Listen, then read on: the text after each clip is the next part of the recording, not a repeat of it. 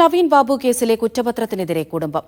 ചിലരിലേക്ക് മാത്രം ഒതുക്കി നിർത്തി കുറ്റപത്രം സമർപ്പിച്ചത് ദുരുദ്ദേശപരമെന്ന് നവീൻ ബാബുവിന്റെ ബന്ധു അനിൽ പി നായർ പറഞ്ഞു. കളക്ടറുടെ മൊഴി ഗൂഢാലോചനകളുടെ ഭാഗമാണ്. പ്രശാന്തൻ ഉൾപ്പെടെ കേസിൽ പ്രതിയാകേണ്ട ആളാണെന്നും അനിൽ പി നായർ പറഞ്ഞു.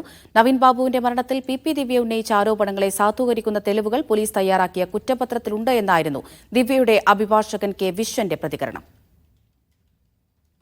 ഏത് സാഹചര്യത്തിലും കളക്ടറോട് അത്തരത്തിൽ എന്തെങ്കിലും ഒരു കുറ്റസമ്മതം പോലെ എന്തെങ്കിലും പറയേണ്ട കാര്യം അദ്ദേഹത്തിനില്ല. അതൊരു തികച്ചും ആരെയോ സഹായിക്കാൻ വേണ്ടി വളരെ കൃത്യമായി തയ്യാറാക്കിയ, ദിവസങ്ങൾക്ക് ശേഷം തയ്യാറാക്കിയ ഒരു സ്റ്റേറ്റ്മെന്റാണ്.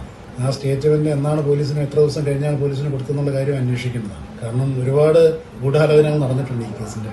ഈ കുറ്റപത്രം വായിച്ചു കഴിയുമ്പോൾ ഇരയാരാണ്, വേട്ടക്കാരാരാണ് എന്ന് വ്യക്തമാകുന്ന ഒരു നില. യഥാർത്ഥത്തിൽ പി ദിവ്യ ഉന്നയിച്ച പ്രസക്തമായ വിഷയത്തെ സാധൂകരിക്കുന്ന സാക്ഷിമൊഴികളും മറ്റു രേഖകളും ഈ കുറ്റപത്രത്തോടൊപ്പമുണ്ട്. മാത്രമല്ല, ഈ സംഭവത്തിന് ശേഷം ADM കുറ്റസമ്മതം നടത്തിയതായി ബഹുമാനപ്പെട്ട കണ്ണൂർ ജില്ലാ കളക്ടറുടെ മൊഴിയും ഇതിൻ്റെ ഭാഗമായിട്ടുണ്ട്.